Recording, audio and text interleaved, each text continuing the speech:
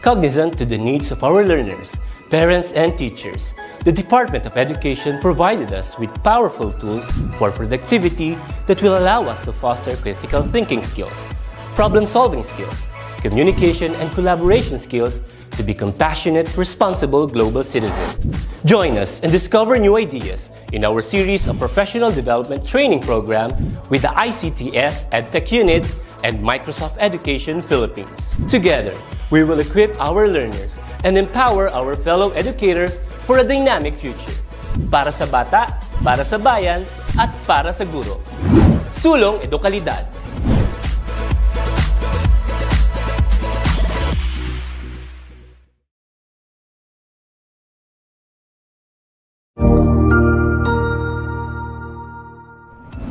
Magandang araw, Sir Wilbur po, at your service.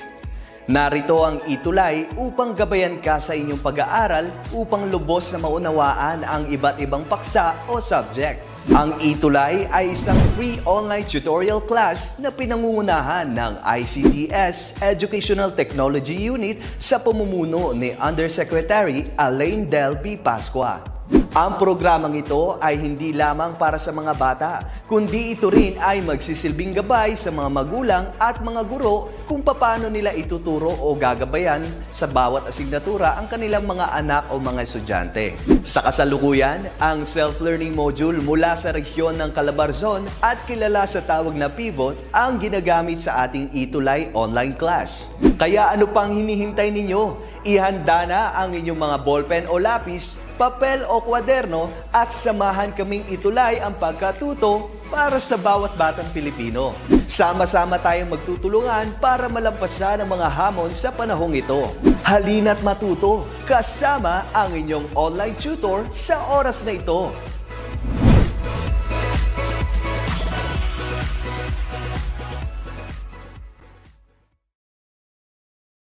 Hello. Good afternoon po sa buong Pilipinas. So once again, ito na naman tayo. Maglalakbay sa mundo ng sining para sa ating subject this afternoon, Contemporary Philippine Arts from the Regions. So with that, I am your tutor for the day, Tutor Mary Grace, bringing you all the knowledge and bringing you to a gallery walk of different art pieces dito sa ating subject na si PAR. Okay?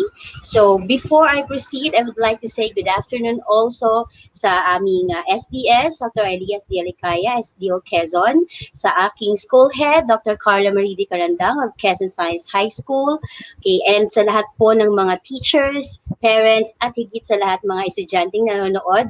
At kasama ko ngayon dito sa ating online tutorial for Contemporary Philippine Arts from the Regions. And, syempre, hindi ko kakalimutan ang ating mga early birds sa chat box. Good afternoon, Ma'am Marilu Don Taminaya, Ma'am Gian Alida Florentino, Ma'am Isusa Jose, Ma'am Maria Jean Ladisla Mandap, Ma'am Mary Jane Bedasua, and Ma'am Alma. Hi, Ma'am Alma. Good afternoon po, my former colleague at Luksuhin Integrated School. And syempre sa mga estudyante ng Quezon Science High School, nakasama ko din ngayon dito sa ating online tutorial for ETUlay. Alright, so last week, week 6, we talked about the materials and techniques of contemporary arts. But we only talked about the materials. So I said na part 2 niyan ngayon, this week, ay yung mga techniques, okay, used by different contemporary artists. Alright? So we have the same MELCs, okay, and for that, for the reference, we use the module, okay, developed by the Division of Cagayan de Oro City. So thank you very much for this reference, mga moms and sirs, for this module. And then, these are our MELCs for this week. So it's the same as last week, so I will not linger on this any longer. And for our objectives, may napadagdag pong isa, which is number 4, apply artistic skills in the process of creation. However, maybe probably due to the limited time that we have, okay, I will be able to show you a process of creation, okay, applying the materials and techniques, using the materials and applying techniques in our next episode, all right?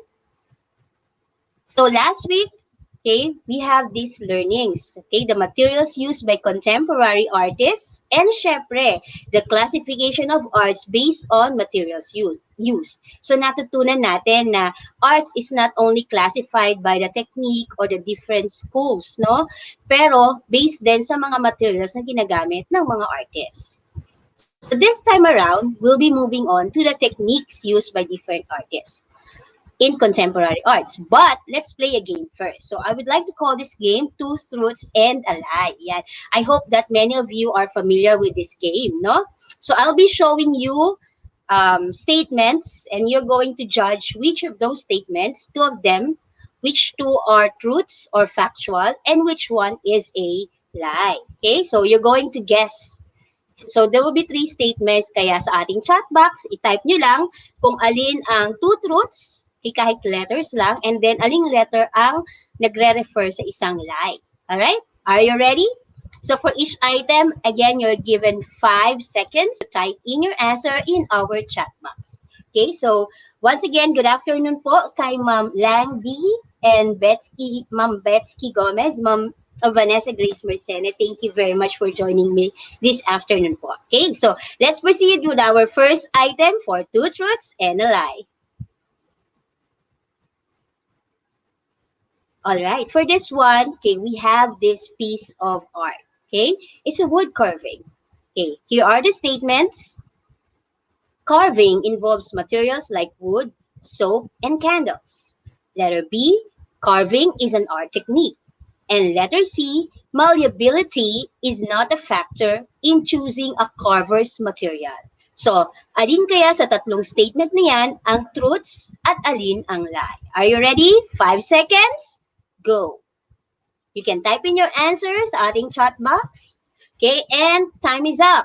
Okay, so let's see. Alin dito sa mga statements na to ang two truths and a lie? Here are the answers. Okay, there you go. So letter A and letter B are our two truths. So totoo yung mga statement na yan. I mean, factual. And then letter C is a lie. Bakit?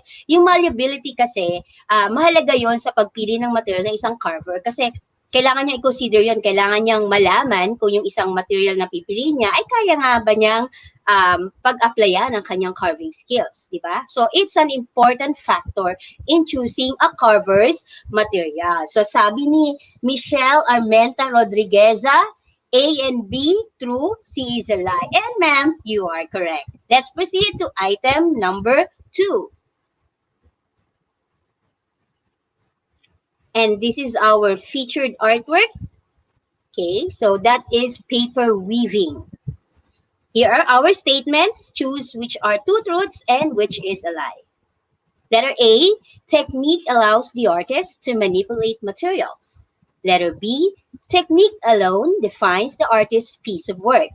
And letter C, technique allows the artist to communicate the desired concept or meaning. Okay, there you go. 5 seconds starts now. Okay, so you can type in your answer in our chat box. And here are the answers for this item. All right, so letters A and C are our two truths, while letter B is a lie. Okay?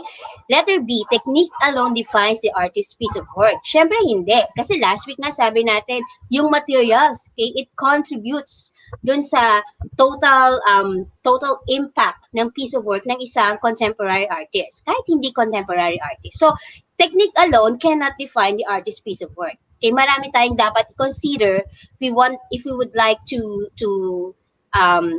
define, if we would like to get the meaning of a certain piece of work. Hindi lang yung technique. So that is a lie. Okay? And letter A and C are the two truths. There you go. Now let's proceed to the third item. So si Ma'am Marilu Dove Taminaya, she said A, C, truth, B, lie, and ma'am, you are correct. Okay, letter C, number 3, our last item. Okay, and this is our featured artwork. Okay, it's very familiar to us, right? It's a tattoo. A tattoo of the sun with 1, 2, 3, 4, 5, 6, 7, 8 rays, no? So let's see the statements. Letter A, technique involves no tools. Letter B, technique ranges from traditional to the most contemporary. And letter C, every artist has his or her own technique and style. There you go. Are you ready? You can start typing right now. Okay, once again, good afternoon po, Ma'am Betsky Gomez, Ma'am Vanessa Grace Marcelo, and thank you for being in this online tutorial. Okay, what are the answers for this two truths and a lie item? Let's see. There it is. Letter C and B are our two truths, and letter C is a lie. Okay, so technique involves no tools. That is almost saying it's impossible, di ba? Kasi when you say technique, you are manipulating, you're not just manipulating the materials, but applying your skills.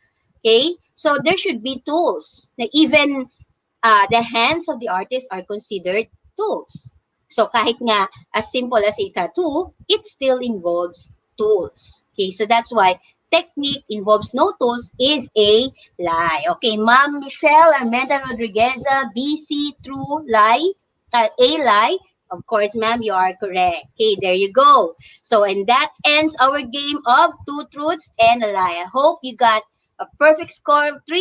If not, better luck next week. Okay, we'll think of another game next week about art. So this is Two Truths and a Lie Art Edition. Let's proceed now to our lesson. So we've been mentioning the word technique, okay, in our game and earlier in the title of our lesson. So what is technique? So it pertains to the use and the manipulation of materials na sinasagawa ng isang artist. Okay? Bakit niya ito ginagawa? Para ma-achieve niya yung desired formal effect ng kanyang piece of art. And of course, more importantly, para masabi niya, ma-express niya kung ano ba yung desired concept or meaning or message na gusto niyang ibigay. Okay? Using his art form, using his artwork. Eh, syempre, naka-engage din siya sa paggamit ng kanyang personal style. Mapa-modernism ba yun, neoclassicism, cubism, etc. So lahat yun nagko-contribute sa pagka-create ng artist ng kanyang technique. Okay? So the distinctive character or nature of the medium determines the technique. But it only contributes a huge factor in the piece of art. Syempre, iba pa rin yung concept na at meaning na dinideliver ng artist in the use of his or her technique. Okay? Another definition or explanation would be that technique involves tools and technology. So, hindi lang iisang tool ang pwedeng gamitin ng isang artist. Pwedeng marami. Okay? Ranging from the most traditional, for example, yung mga carving natin, silk screen, analog photography, yung black and white pa yan, yung, hindi na black and white, pero yun yung nilulubog pa sa chemical para makita yung mga pictures, di ba? And then filmmaking, okay, or ice carving like in the picture that we have, okay, from that, the traditional ones to the most contemporary, okay, like digital photography, digital filmmaking, music production, industrial design, art installations, even robotics, and even photo manipulation, like the one that we have in our example. Okay? So there you go. Yun pala yung definition ng technique. So it does not only mean na may stroke na tinutukoy sa isang painting. No. It involves tools and technology. It involves the artist's personal style. Okay? So, in the study of techniques, dapat natin i-consider kung ano-ano ba yung mga contemporary techniques na ginagamit to produce several art pieces these days. Okay? And in this particular lesson, we are going to focus on 12 lang muna. Napakadami kasi niya. So, but for this lesson, we're going to focus on 12.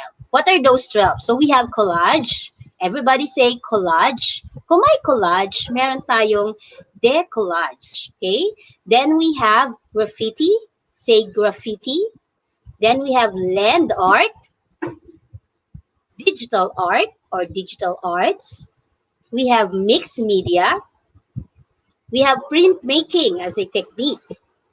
We also have frottage. Everybody say frottage. Yan. Ito kaya yung mga apples, oranges, fruits pala yun. Frottage. Then we have decalcomania. Okay, so kung familiar kayo sa decals, Ayan, so nandun kayo sa decalcomania technique. Then we have decoupage, okay, decoupage and eggshell mosaic. And finally, we have trapunto or trapunto painting technique. So these 12, yeah, these are the most common techniques in contemporary arts na na-experience natin ngayon, kundi man nagagawa natin even in our class. Lalo na yung collage. Hindi lang sa art subject yan nagagamit.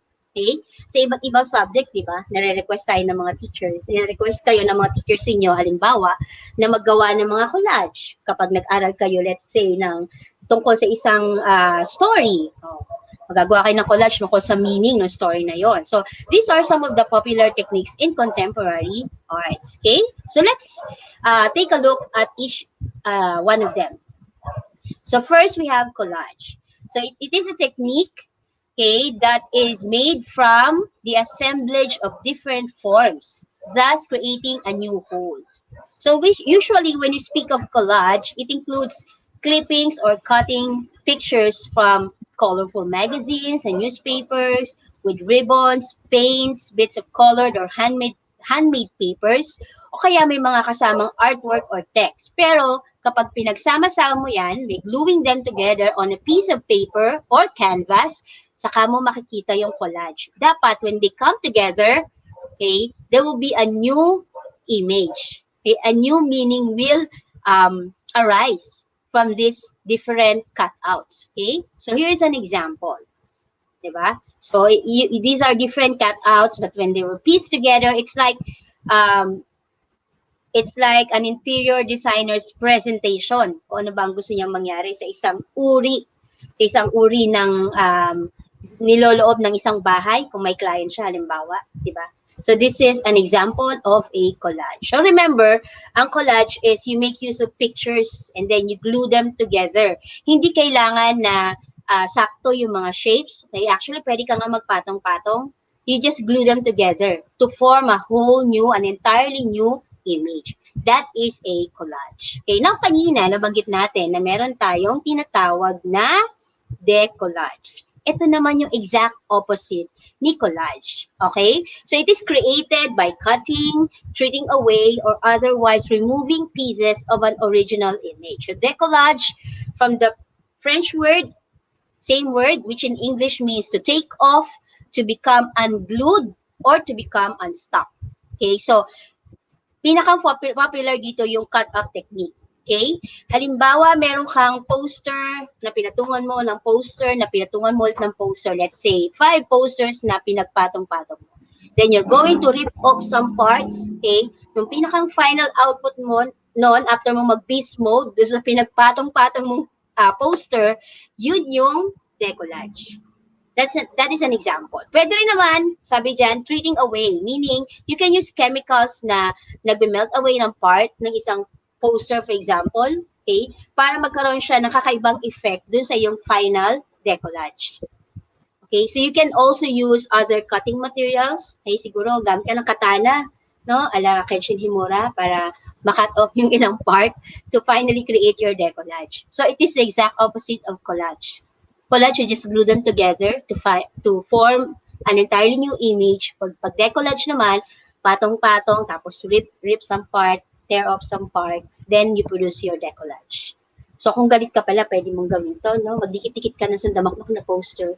So nangyayari ito sa mga, halimbawa, patong-patong na yung wallpaper mo sa bahay. Siyempre, nakakatamad magtanggal, no? Magpatong-patong ka ng wallpaper. Lagyan nyo ng hiwa-hiwa yun. Kung let's say, naka-20 ka, 20 pieces na wallpaper, lagyan nyo ng hiwa-hiwa yun. Tapos iba-iba siya ng color. Magkakaroon ka na instantly ng decollage. Hindi mo na kailangan maglagay ng panibagong wallpaper. Okay? Magpunit-punit ka lang doon. Meron ka ng design sa iyong kwarto. O yan, DIY pala yan. So that is decollage for you guys. Okay? So let's proceed. Number 3 is graffiti. So, sa street art, isa ito sa mga popular din, no? When it comes to street art. So, these are scribed, scratched, or painted illicitly on a wall or other surfaces, usually sa mga public spaces. So, in some areas, graffiti is illegal. Sa iba naman, naglalagay na ang, let's say, ang local government ng space, ng wall, na dedicated lang sa mga graffiti artists. Okay? The graffiti artist may express underlying social and political messages. As always, parang pag walang mensahe yung graffiti mo, hindi yan graffiti, dumi lang yan sa pader. Ano?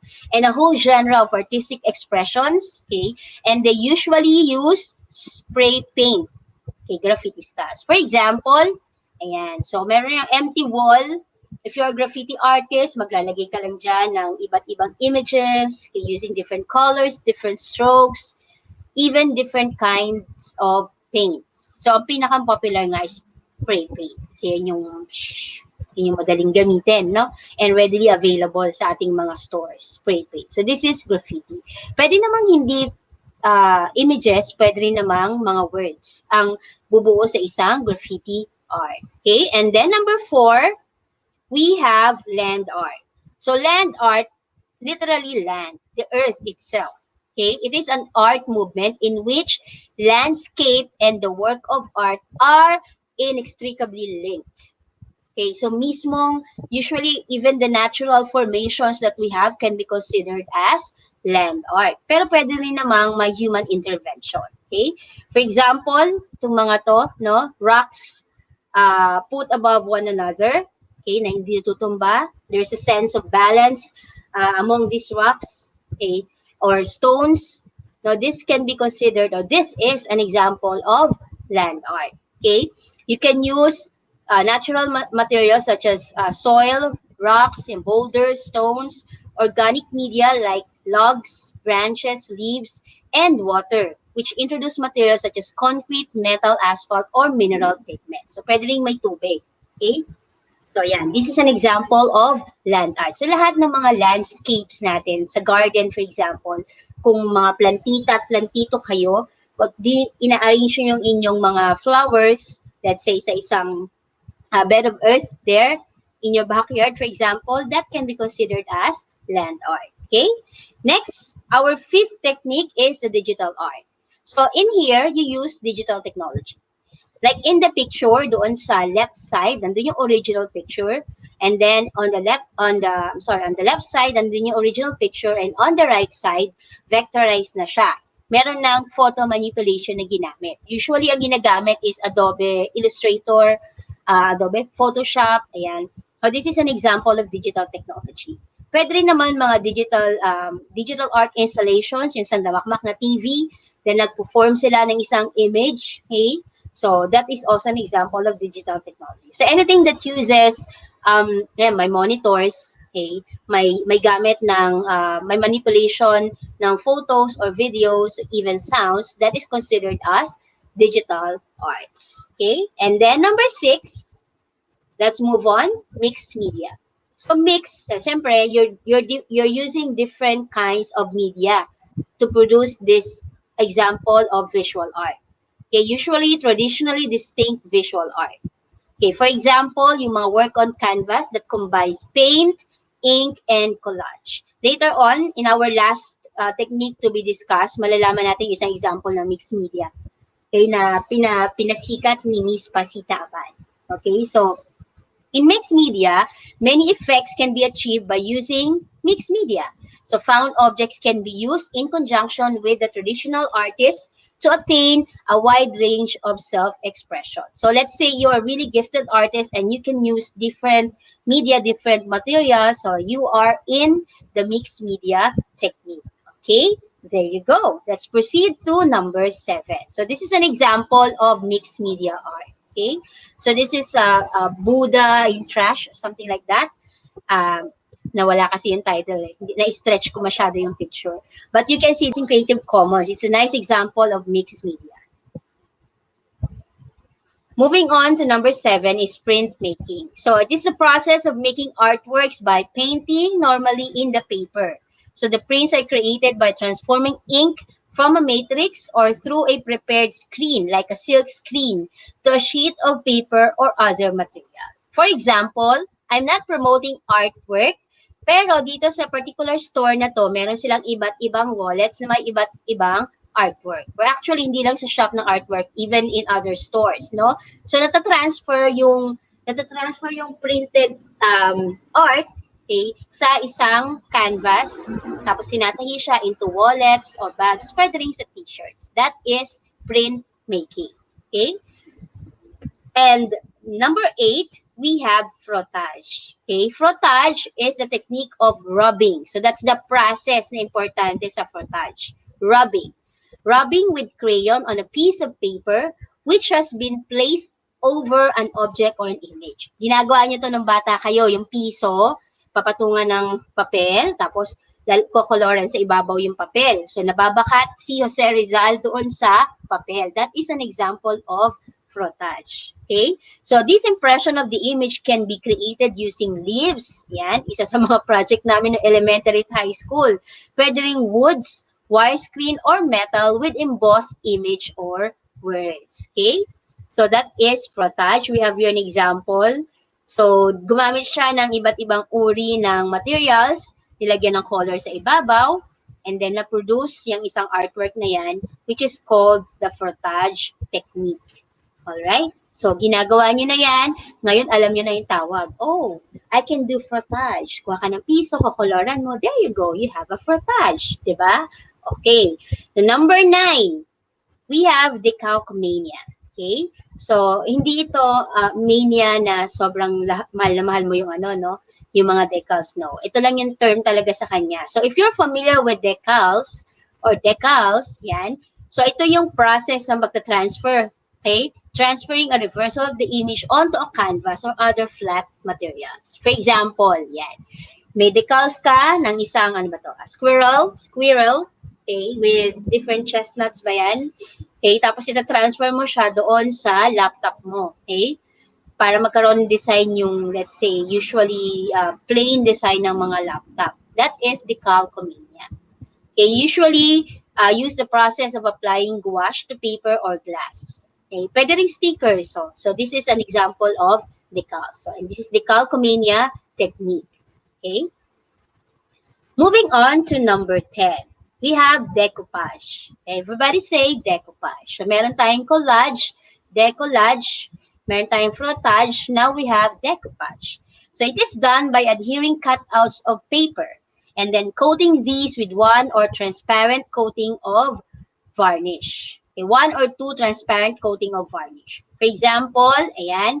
So, cut out ka ng papel, didikit mo siya sa kung saang surface mo pwedeng gustong maglagay ng decoupage, tapos lalagyan mo ng varnish, okay, para magdikit-dikit siya at hindi masira yung visual impact ng mga kinut out mong mga papel. So, this is an example, what you have here in the right side of the screen, no? A decoupage ng isang mannequin, okay? Pwede rin yan sa mga bottles if you want to put designs on your vases, di ba? Sa mga, ano pa ba? Sa mga walls ninyo na made out of glass. Yan, pwede kang maglagay doon. Yan. So, but this is different from paper mache. So, decoupage siya dapat, para siyang collage din, kaya lang this time around, gagamitan mo siya ng coating ng varnish. Bakit varnish? Para hindi mawala yung visual impact ng cutout papers mo. Okay? That is the technique of decoupage. So I hope that's clear to you. Let's move on to the second to the last technique for our lesson for today, which is eggshell mosaic. O, sinong guilty? Mga elementary students at high school students dumaan dyan sa eggshell mosaic, di ba? It is an artistic technique na gumagamit ng tiny parts of an eggshell to create a whole image or object. Okay, so kaya tinawag ng mosaic kasi you're assembling, okay, you are Avengers Assemble, char. You're assembling, okay? There's an assemblage of an image that you need to form using the tiny parts of an eggshell. Syempre yung pinatuyo muna or nahugasan muna na eggshell, no? So here is an example. Si Brother Elmo from Sesame Street. Okay, so using eggshell mosaic. So, pwede rin lagyan ng colors, pwede rin namang white kung yun yung effect na gusto mong ma-achieve. But in our example, gumamit din ng color yung artist. So, representing Elmo. Okay, so this is eggshell mosaic. And then finally, we have trapunto painting or trapunto painting. Depende na lang kung English or American ang accent, no? But both pronunciations are correct. So what is this? Okay, it is a technique used by Pasita Abad where her canvases are padded, sewn, and often filled with sequins, beads, shells, buttons, tiny mirrors, beads of glass, wick racks, swatches of precious textiles, and other things. So, sari-sari, kumbaga, to cut it short. Sari-sari na nilagay sa isang canvas na yari sa tela na tinahi. Okay, sewn together. Taka nilagyan ng design. Pwede rin lagyan ng painting. Diba? So, this is trapunto painting. Here's an example. Okay? So, yung artwork na yan ni Pasita Abad, gumamit siya ng trapunto painting or trapunto painting. So, mapapansin nyo na meron diyang mga beads, okay? May mga crocheted materials, okay? Then, may iba't ibang sequins, may glasses, okay? Na inilagay din siya dyan, and buttons. So, halo-halo yung kanyang material. So, ang tawag pala dyan is trapunto painting. Okay? There you go. So, we have a total of 12 techniques that we discussed, okay, being used by contemporary artists these days. Not only in the Philippines, but even around the world. Okay? So, that ends the discussion of the 12 techniques. But let us consider now, okay, this concept, art as artifact. Okay, forgive the typographical error. Art is considered an artifact when it is directly experienced and perceived. Okay, so pag na-experience mo at napaperceive mo ang isang art, then that piece of art is now already considered an artifact. So it can be spatial and static. Okay, yung di nagalaw, nandun lang, like yung mga art installations natin, yung mga visual arts natin, like painting, pwede ring novel, pwede ring building. Or it can be time-based and in motion, like yung mga performance arts natin, like flash mobs, live theater, mobile sculptures, diba? So those can be considered artifacts when you have already experienced them and perceived them. And especially when you have already understood and observe what they express, what they mean. Okay, so hindi lang yung mismong art ang iyong na-experience at na-perceive. Even the artist's psyche or psychology. Okay? Yung kasi yung gusto niyang mensahe na iparating sa inyo, galing sa kanya yun eh. So hindi mo lang na-perceive yung art niya, but even you're able to somehow understand, okay, what the artist is saying, and at the same time understand the artist himself or herself. Okay, so this is art as an artifact. All right, so there you go. So for this lesson, let us summarize the takeaways that we have learned. Okay, so number one, we learned that technique is the way artists use and manipulate different materials to achieve the desired formal effect and communicate the desired concept or meaning. Kasama na rin yung kanyang paggamit ng personal style. Okay? So, ayan, sabi ni Paula May Saralde, ako po. Ayan, siya daw ay isang artist. Okay? So, one of the students of Quezon Science High School, yes, okay, you can be an artist in your in the right timing even now, di ba? Okay, takeaway number 2. There are many techniques used in contemporary arts, and some of them include collage, decollage, graffiti, etc. up to trapunto painting. So ito yung diniscuss natin a while ago. Okay? The 12 techniques na common ngayon sa mga contemporary artists. Okay? And then finally, we also learned that once we experience art, once we perceive art, it is considered an artifact. Okay, so here's another example of trapunto painting. So as you can see, it's a textile na tinahian ng mga beads, buttons, and pieces of glass.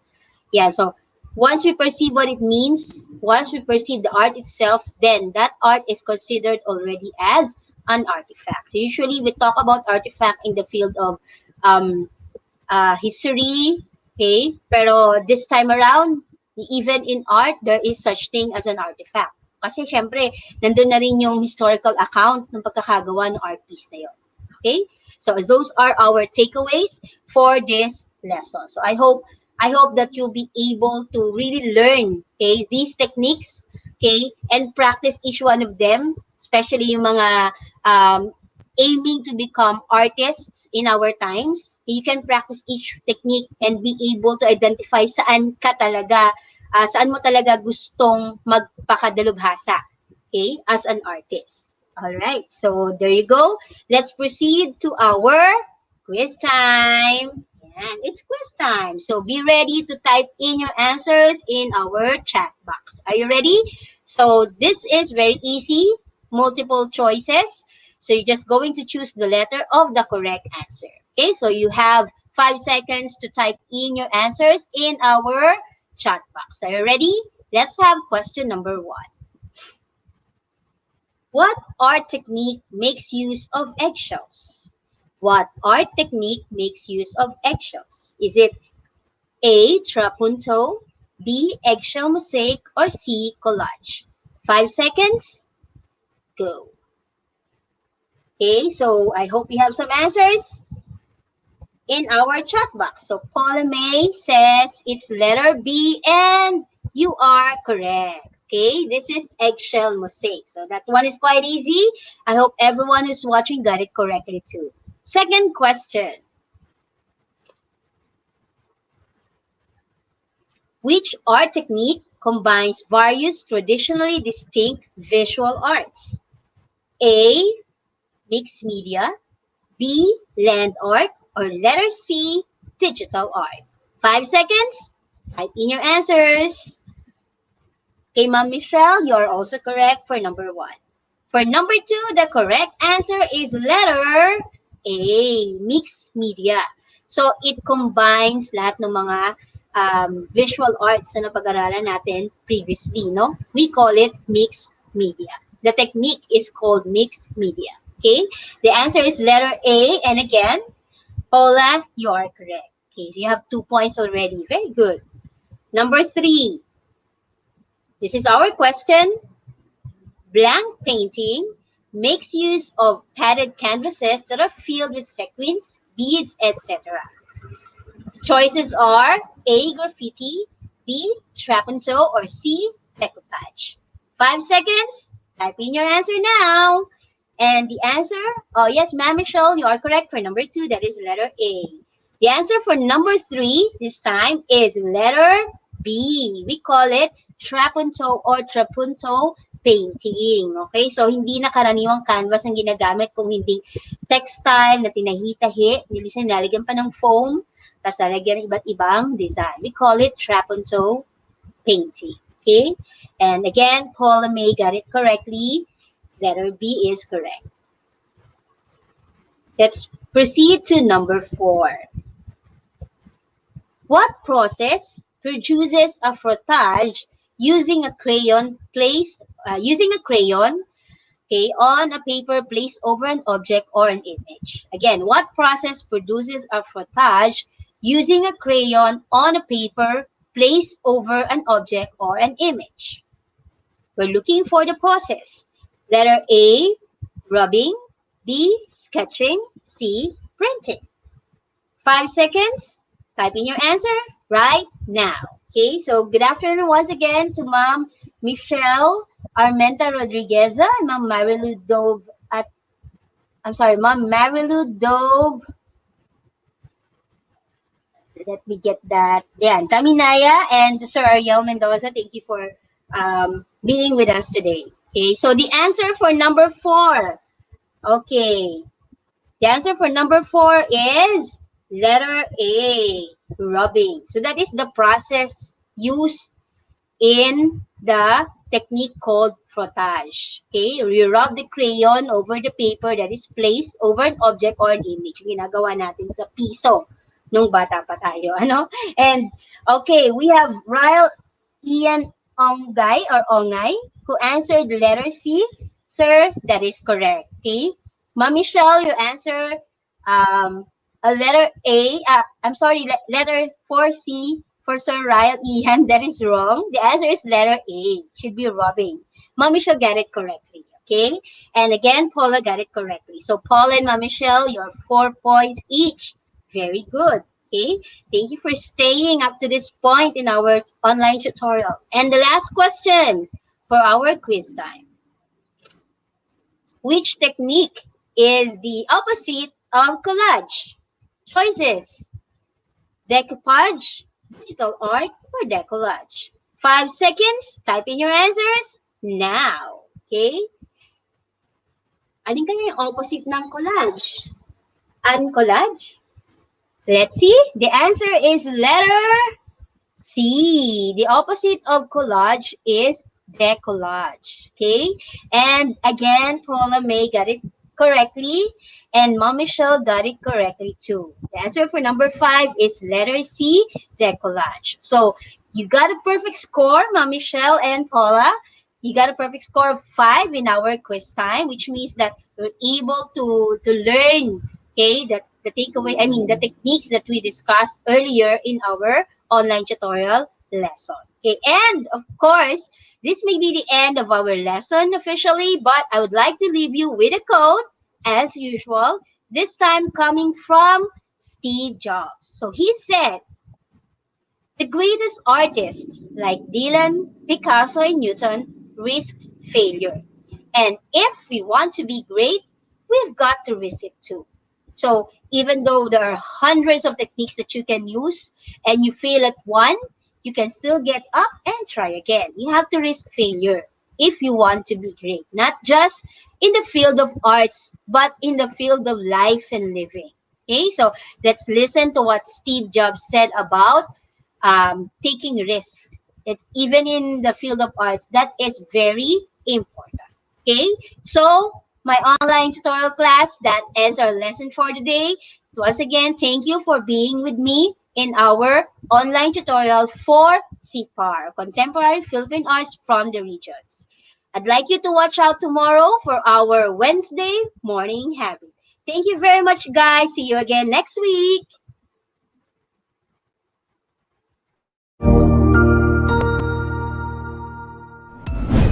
Sigurado ako na marami ka na namang natutuhan sa ating ETUlay tutorial session ngayong araw. Tandaan, ito ay hindi lamang para sa ating mga mag-aaral, kundi pati rin sa ating mga minamahal na guro at mga magulang na kaagapay natin para maituloy ang pagkatuto sa kabila ng nararanasang pandemya.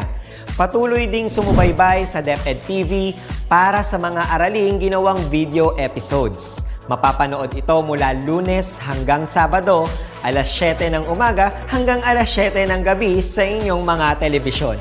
Abangan bukas mula 1:00 ng tanghali ang iba pang aralin sa ating ETUlay free online tutorial session sa Filipino. I-like and subscribe at manatiling nakasubaybay sa ating ETUlay tutorial session sa DepEd Edtech Unit FB page at Educational Technology Unit channel sa YouTube at sa DepEd Tayo at DepEd Philippine social media accounts. Paalam!